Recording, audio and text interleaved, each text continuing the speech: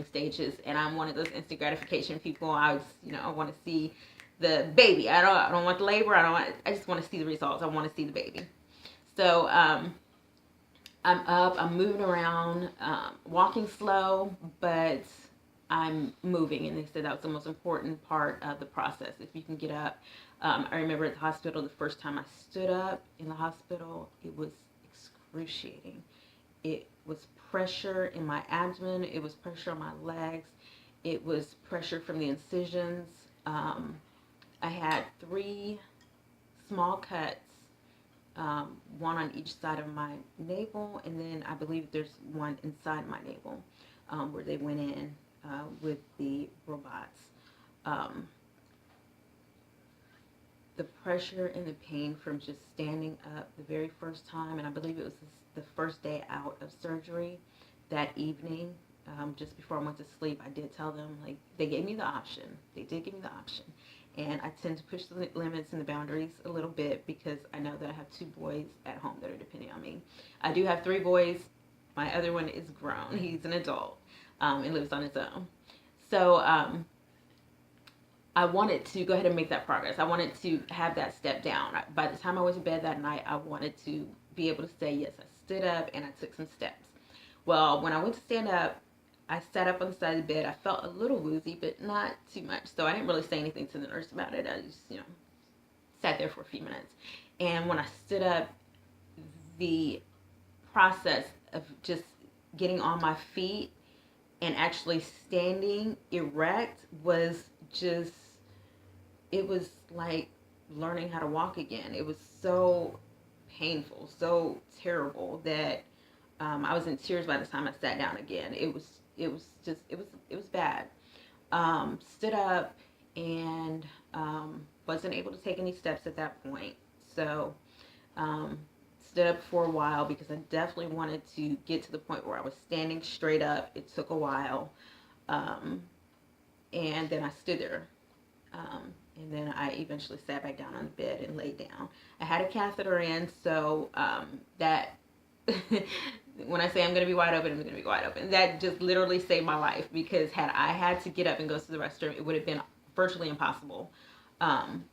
Moving from point A to point B was just, even though it was a few steps, it was torture. So I want to say the second day, the day after the surgery, that second day, because I had it that morning, so it seemed like I was there for 2 days, but I actually only spent one night there.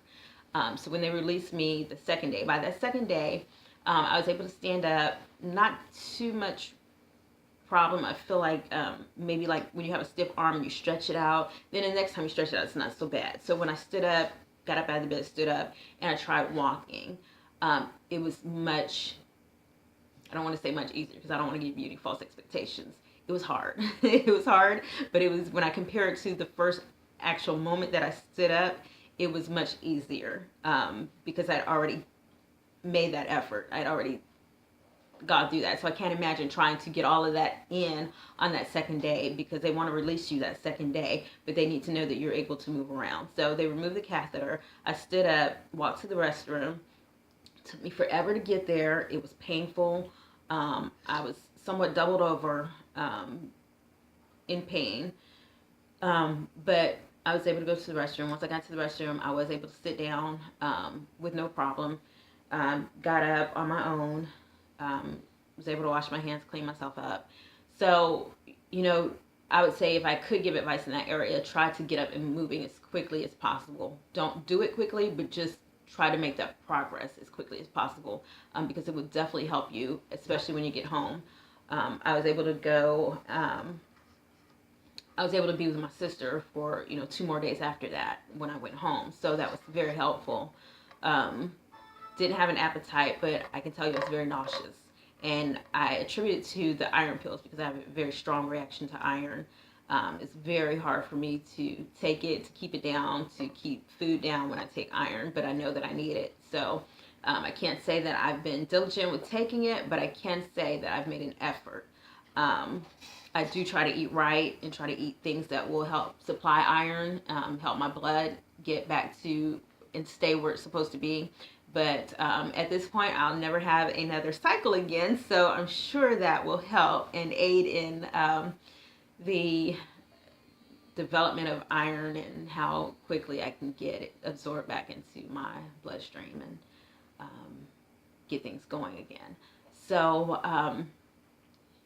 having gone through all of these things, and it was also at a pivotal point in my life. My birthday, I had the surgery on the 7th. My birthday was on the 10th, and I had left an abusive relationship, physically, mentally, emotionally abusive, about 2 years ago.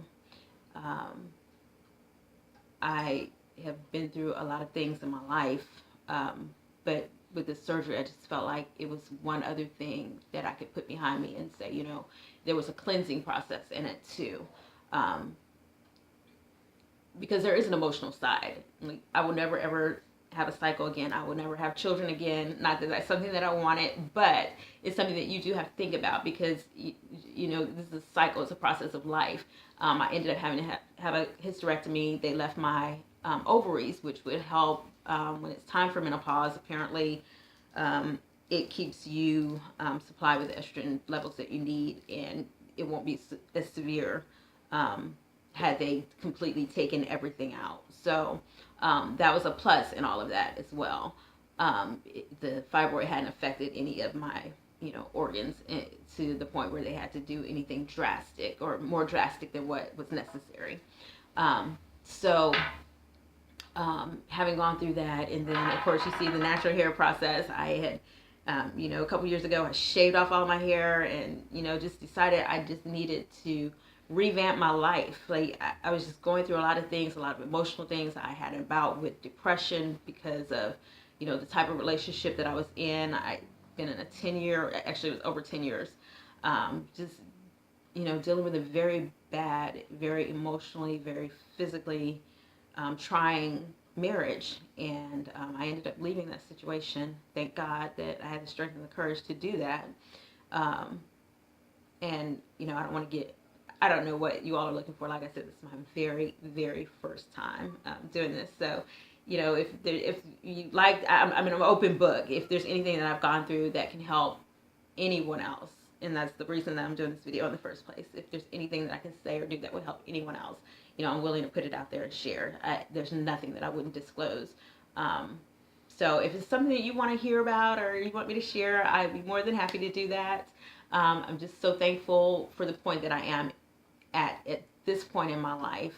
I've shared with a few people that every year I'm just, oh, it's another birthday. Oh, I'm dreading it. Oh, I just don't feel as accomplished as I should. And I can say for the first time in many years, I just feel so accomplished. I feel so achieved. I feel like I've made such progress in my life. I've made decisions for Chantel. And I think if there's one thing that I can encourage other women to do, is always take care of you. We spend so much time. We were birthed into this world as nurturers, as caregivers, as being selfless. But there comes a point where you cannot help anyone else if you have nothing to give. I have 3 wonderful boys and a grown man, actually 2 wonderful boys and a grown man. And I can't be the best for them if I'm not the best for me. So I encourage you, I admonish you, take time for you. Don't give all of you to anyone else. No one can steal your happy unless you give it away. There comes a point where you can't allow anyone to dictate. And when I say dictate, I mean strong arm. I mean, love doesn't hurt. Love doesn't hurt emotionally, physically, in any way. It doesn't hurt. And when it starts to hurt, there's some evaluating that you need to do. And I made choices that I don't regret. There are a lot of things that I've been through in the last year that have just really changed my life. I feel like I live a whole new life now. I feel like I'm a different person. God has blessed me. God has blessed me beyond what I deserve, and I just try to pass that along. I try to be a blessing to those that are around me, and I hope that I encourage someone along the way. So with that being said, thank you for your time. I hope that you like my video, and if you have any questions or you want to see more, please let me know. And God bless you. God bless you from the bottom of my heart. Caleb wants to say hi. Hi. Thank you. Bye-bye.